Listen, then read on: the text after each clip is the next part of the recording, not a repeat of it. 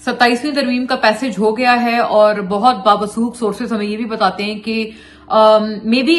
28वीं तरमीम भी जो है वो ऑन द वे हो सकती है। नन अदर देन वफाकी जो वुज़रा हैं वो हमारे प्रोग्राम्स में आकर ये इंकशाफात करके गए हैं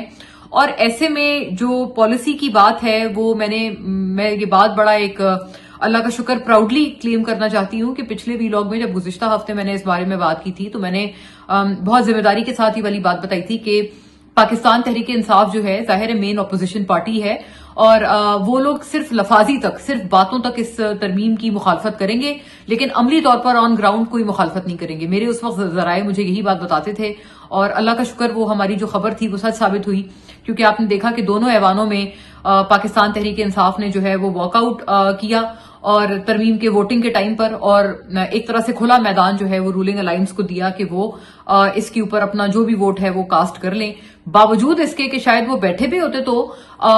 तरमीम फिर भी पास हो जानी थी, क्योंकि हुकूमत के पास और अलायंस के पास जो मतलूबा नंबर्स थे वो पूरे थे। लेकिन उसके बावजूद भी एक जब पॉलिटिकल आपकी एक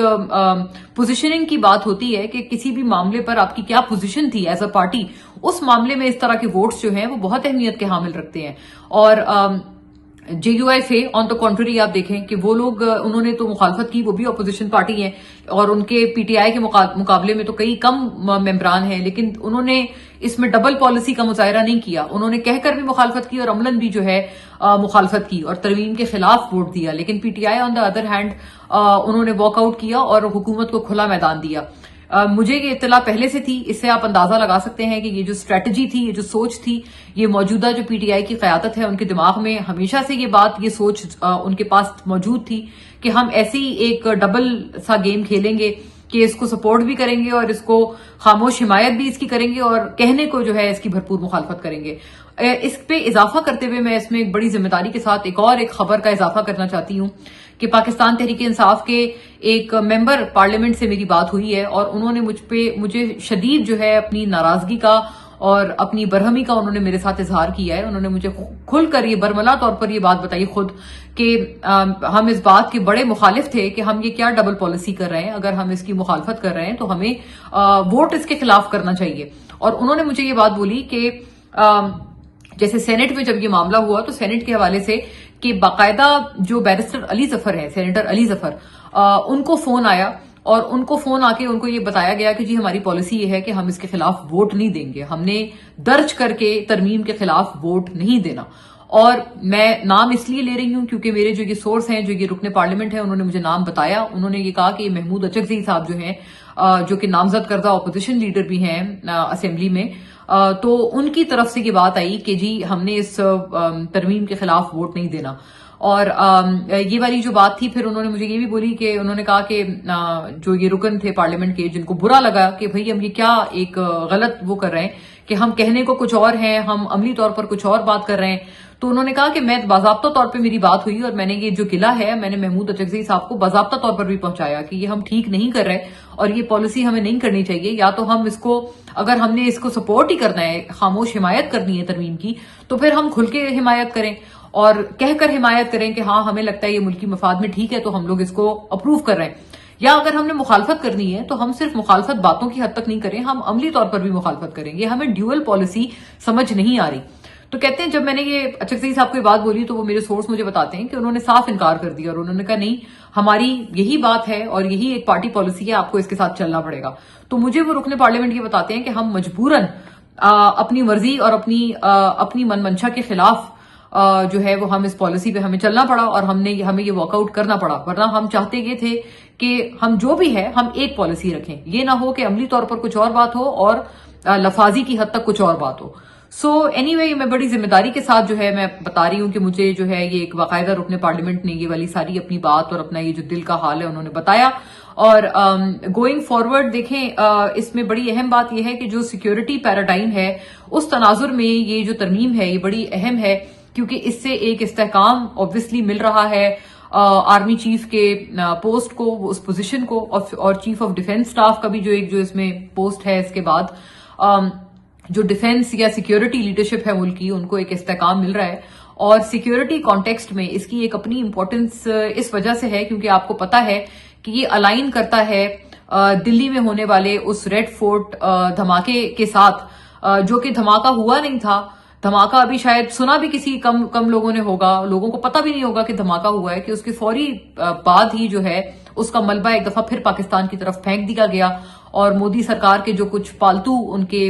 پیٹس ہیں, ان کے جو سوشل میڈیا پر اور الگ الگ جگہوں پہ ان کے سو کالڈ ڈیفنس اور سیکیورٹی اینالسٹ, انہوں نے دھماکے کے چند منٹوں اور چند سیکنڈز بعد ہی اس کا جو ملبہ ہے وہ پاکستان کے اوپر اپنی حسب عادت پھینکنا شروع کر دیا. اور ہم اس بات کو بھی نظر انداز نہیں کر سکتے کہ اس اٹیک کے چند ہی گھنٹوں بعد جب پاکستان کو گھٹیا دھمکیاں لگائی گئیں, ونس اگین ایک انڈیجنس اٹیک کی, یا اٹیک بھی کیا, وہ it might just be a cylinder blast, وہ ایک دھماکہ تھا, اور اس کو شاید اٹیک بھی کہنا جو ہے وہ جو تمام تر چیزیں ہیں اس کے ساتھ الائن نہیں کرتا, کہ وہ ابھی ان کے اپنے سیکیورٹی بھی جو ان کے انویسٹیگیشنز ہیں, انہوں نے بھی ابھی اس بات کو اسٹیبلش نہیں کیا کہ وہ واقعی اٹیک تھا یا it was just a blast in a car, جس کے بعد پھر وہ جو بلاسٹ ہے وہ آگ دیگر بھی جو ہے وہ وہیکلز کو اپنے زد میں لیتی چلی گئی. تو ابھی تک تو یہی اسٹیبلش نہیں ہوا تھا, لیکن انہوں نے اس کا ملبہ پاکستان پہ پھینکا, پاکستان کو گیدڑ بھپکیاں لگائیں, اور اس کے چند گھنٹے بعد ہم نے دیکھا کہ دارالحکومت اسلام آباد میں ایک بڑا بدترین باقاعدہ طور پر سوسائڈ بم بلاسٹ کروایا گیا, جس کے نتیجے میں معصوم شہری جو ہے وہ شہید ہوئے. اور یہ ونس اگین بدقسمتی سے جو اس کے بھارت کی جو کالی من منشا ہے اس کو عملی جامہ پہنانے والے کون لوگ تھے, 4 لوگوں کو اس میں گرفتار کیا گیا, جس میں جو اٹ سیلف جو سوسائڈ بمبر تھا وہ بھی افغان نیشنل تھا, اور وہ جو 4 تھے وہ سارے افغانستان کے شہری تھے اور افغان شہری تھے, اور مطلب وہیں سے تعلق رکھنے والے لوگ تھے. سو انفارچونیٹلی افغانستان نے ایک دفعہ پھر بھارت کی ان کالی منشا کو, اس طرح کی ان کے کالے ارادوں کو عملی جامہ پہنایا. اور اس پورے سیکیورٹی پیراڈائم میں جب یہاں پر پاکستان ایک انٹرنیشنل ٹیم کو بھی ہوسٹ کر رہا ہے, اور سری لنکن ٹیم کا, ان کی گورنمنٹ کا اس میں ایک بہت اہم کردار ہے جو کہ بہت قابل ستائش ہے. سو اس پورے تناظر میں ایک جو سیکیورٹی لیڈرشپ ہے ان کا استحکام آنا اس ترمیم کے بعد وہ بہت اہمیت کا حامل ہے, اور پروبیبلی یہ کہ اس پوری چیز کے اوپر یہ بڑا ایک امپورٹنٹ کانٹیکسٹ ہے جو کہ کئی دفعہ ہمیں ذہن میں رکھنا چاہیے. اور بہرحال اس کے علاوہ جو ایون پختونخوا میں بھی دیکھیں, جیسے امن جرگہ وغیرہ ہوا, وزیر اعلیٰ سہیل آفریدی صاحب کی یہ ایک ایفرٹ تھی, اور انہوں نے, میں تو اس بات پہ ان کو ایکنالج کروں گی کہ انہوں نے ساری پارٹیز کو اکٹھا لیا, جبکہ آپ کو پتا ہے پی ٹی آئی کی پالیسی تو یہ تھی کہ ہم نے کسی سے بات نہیں کرنی, اور سیاسی جماعتوں کی تو کوئی حیثیت ہی نہیں ہے, ہم صرف طاقتوروں سے بات کریں گے. بٹ اس کے برعکس یہ ایک پلیزنٹ سائٹ تھی کہ سہیل آفریدی نے سیاسی جماعتوں کو اکٹھا کیا. اور بہرحال مجھے دیکھ کے یہ بڑا ایک شوق لگا کہ سہیل آفریدی صاحب جو ہیں وہ جو جلسہ تھا اس میں عمران خان صاحب کی کہیں ان کے پینافلیکس میں کوئی فوٹو نظر نہیں آئی. تو یہ بھی ایک بڑی حیرت کی بات تھی کہ سہیل آفریدی صاحب, جبکہ گنڈاپور صاحب کے مجھے یاد ہے ہر جلسے میں عمران خان صاحب کا پینافلیکس میں ان کی پکچر ہوا کرتی تھی, لیکن سہیل آفریدی صاحب کے ان کا یہ جو امن جرگہ تھا اس میں کئی پینافلیکس تھے, لیکن کسی ایک پینافلیکس پہ بھی عمران خان صاحب کی جو تصویر تھی وہ نہیں تھی. اور آئی تھنک یہ بڑی ایک انٹرسٹنگ آبزرویشن ہے. اور آن دا ادر ہینڈ اس میں ایک اور بات بڑی اہم ہے, کیونکہ اب پشاور ہائی کورٹ نے بھی ایک فیصلہ دے دیا ہے کہ سرکاری وسائل اور مشینری کا استعمال جو ہے وہ پختونخوا کا نہیں ہو سکتا ہے کسی بھی سرکاری جلسے یا ریلی کے لیے. اور یہ ایک بار ایک پرابلم آ رہی تھی کہ یہ بتایا جا رہا تھا کہ جو سرکاری مشینری ہے اور وسائل ہیں ان کا استعمال کیا جاتا ہے, اور کچھ سرکاری ایون جو وہیکلز ہیں وہ بھی کانفسکیٹ کی گئی تھی جب گنڈاپور صاحب پچھلی مرتبہ قافلہ لے کر اسلام آباد آئے تھے. اور بتایا یہ جاتا تھا کہ اس سے جو وہاں پر ایڈمنسٹریٹو فنکشنز ہیں پختونخوا میں, اور وہ بھی پختونخوا جیسے صوبے میں جہاں پر دہشت گردی بدقسمتی سے عروج پر ہے اور بہت زیادہ ضرورت ہے اس تمام سرکاری وسائل کی, وہاں پہ اس صوبے میں اس طرح کی ارجنسی اور اس طرح کی ضرورت کو نظر انداز کرتے ہوئے وہ تمام تر جو عملہ تھا وہ اسلام آباد آتا تھا جلسے جلوس کے لیے اور ریلیوں کے لیے. اور اب پشاور ہائی کورٹ نے جو یہ رولنگ دی ہے, آئی تھنک اس کی وجہ سے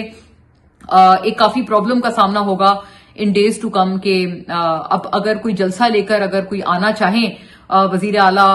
کے پی سہیل آفریدی اگر کچھ کرنا چاہیں اسلام آباد میں, تو ان کو ان کی جو بیوروکریسی ہے اس کی وجہ سے آئی ایم شیور کہ اب اس فیصلے کے بعد کافی مشکل پیش آئے گی, کیونکہ بیوروکریسی کو اب قانونی طور پر وہ جو پشاور ہائی کورٹ کا اب یہ جو حکم آیا ہے اور یہ جو آرڈر آیا ہے، بیوروکریسی کو اس کو اب قانونی طور پر عملی جامہ پہنانا پڑے گا، اور پختونخوا کی بیوروکریسی کو یہ انشور کرنا پڑے گا کہ کوئی بھی سرکاری مشینری یا وسائل جو ہے وہ کسی جلسے جلوس کے لیے الاٹ نہ کی جائے. بلکہ یہ ایک اتنا اچھا فیصلہ ہے کہ غالباً اس طرح کے فیصلے کا جو اطلاق ہے یہ دیگر بھی کورٹس کو، ہائی کورٹس کو کرنا چاہیے، ہر صوبے میں ہونا چاہیے، کیونکہ تقریباً ہر سیاسی جماعت کے